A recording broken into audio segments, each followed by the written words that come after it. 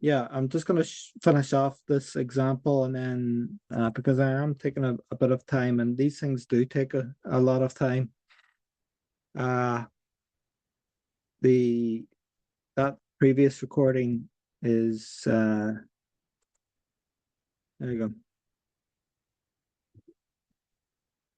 go. So I'm gonna try and go over from this from the start.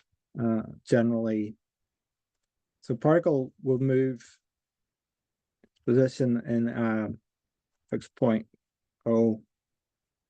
It's given by two quadratic equations and determine whether the particles collide.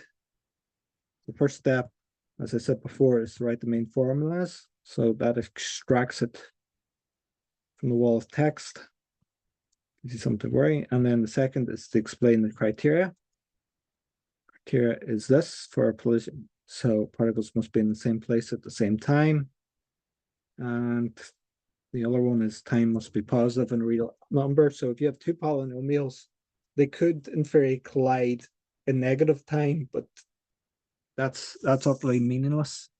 You're talking about something happening in the past, and it has to be a real answer. So some of the quadratic equation solutions may not have a real answer when you try and do a simultaneous equation.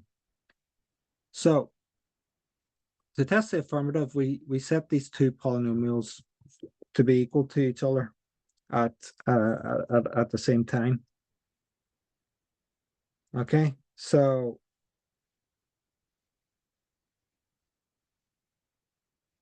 basically here, we just put the equations both as they are. Then we Geller like terms. So the stage is just Geller squares, Geller. So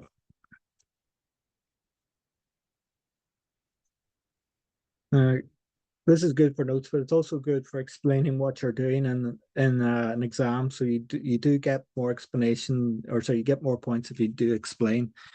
Although it does take it still would take a lot of time, as you can probably see.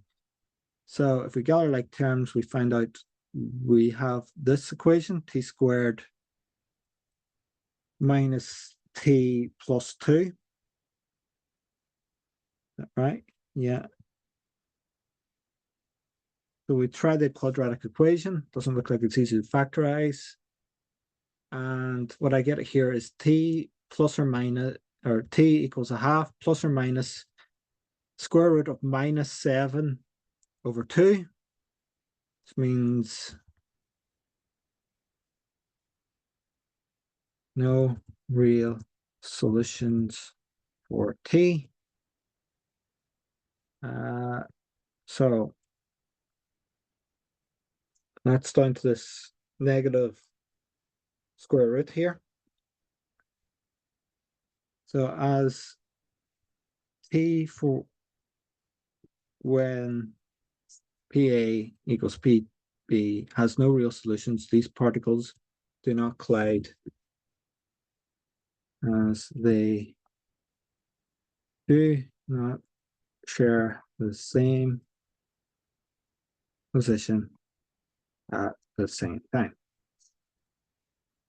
So I think that's probably enough.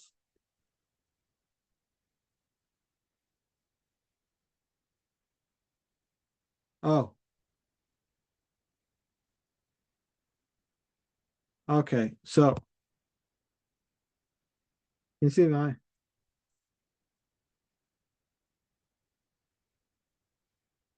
okay. All right. So sorry about that technical issue. Okay, so I'm just going to go over it briefly again. So a particle at A, the first step is to write the formulas. Standard thing is, you can probably see this get in the way. So first step, write down the formulas from the text. Second, explain the criteria for a collision. So that's same position at the same time. So position instead of place. And the other sort of heading this in it is it must be positive and a real number, although I don't think they necessarily do that. So I've explained it in very high mathematical language here, but I don't think you necessarily need to do that. So the third step is to test if the PA and A and B occupy the same time. So we assume that the affirmative is, and we assume that there is a time that it can be done there. So we take these two formulas up here, let them equal one another for a time t. Galilei terms, solve a quadratic equation. I don't know if you get the quadratic equation in the formula sheets. Some do. And we can find from the quadratic equation, because there's no real solutions for the time. These particles do not collide. Okay.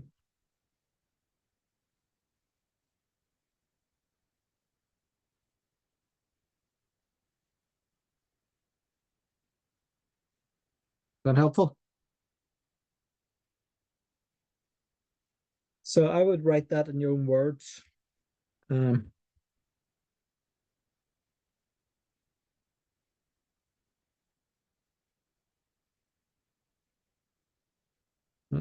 don't think I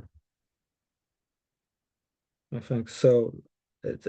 Those are fairly easy marks. The maths, it's more about understanding the logic than the maths, but even the logic is very basic physics that um for something to collide same space at the same time. Okay, so I'm gonna have a little printout for these things. Just gonna go briefly. So state the assumptions. So just go to question 2. Suppose a particle is projected upward. State some of the assumptions that are being made about the model. Projectile. So this is so the assumptions are that. So particle thrown upwards, what do we know? Well, the particle only moves under the force of gravity, so there's no drag forces after it's been thrown upwards. We can also assume that the particle only moves in one dimension. We can say the particle is rigid, so it doesn't explode, it doesn't compress, it doesn't combine. And there are some things. It maintains its mass. It's moving in somewhere where it can move. Lots of these. What do we know? And this is one I've said. So the time period is constrained so that the particle's height does not, so the particle's height does not move through, drop below 0, and as such go through the ground. And then I've also got a bit of a show-off answer, that the time period is such that t doesn't reach a point where the velocity breaches the speed of light. So the relativistic effects are ignored. So this formula v at a very long t, it breaches the speed of light, and at that point it goes into science fiction stuff. So if you want to be obnoxious, so I like that. So I'm gonna I'm gonna send you that. Okay. Uh, I'll send I'll send you this when I complete it or complete some of it. So you can read through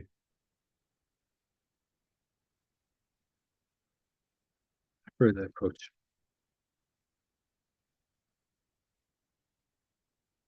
Um, yeah. Uh, so calculate. I'll try and get that into equation mode again.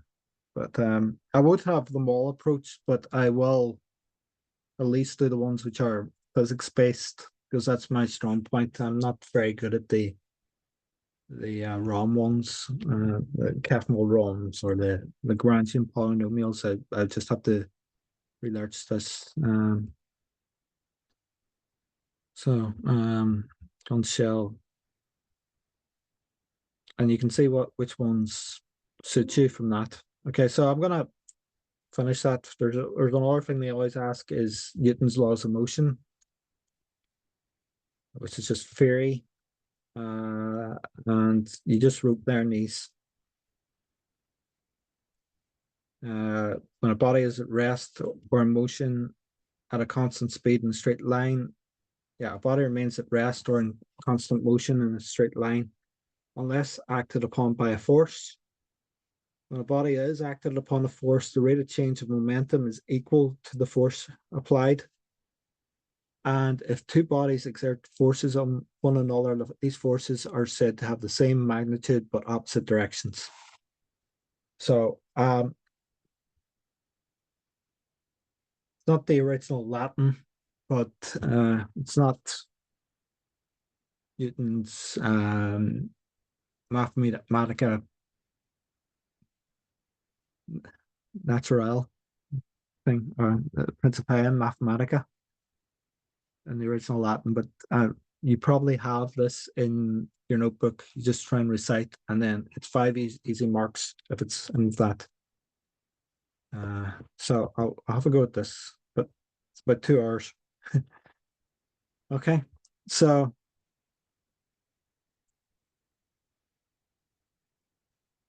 that all helpful?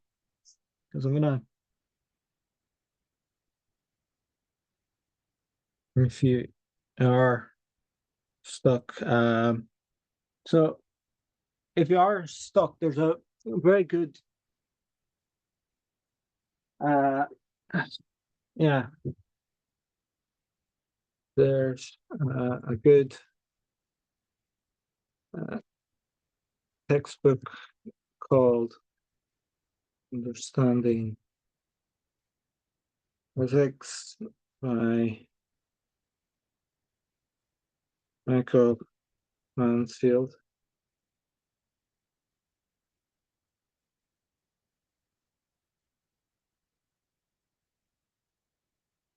And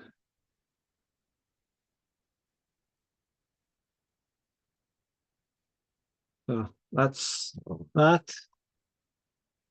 Uh,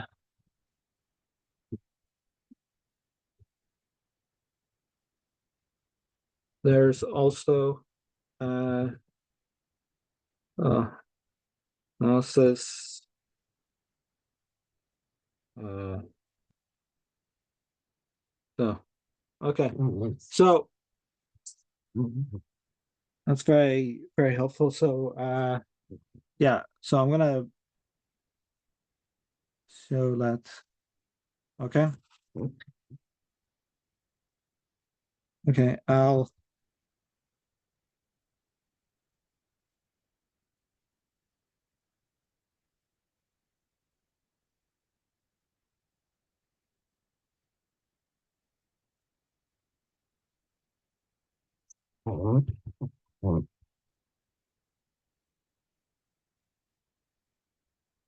Okay.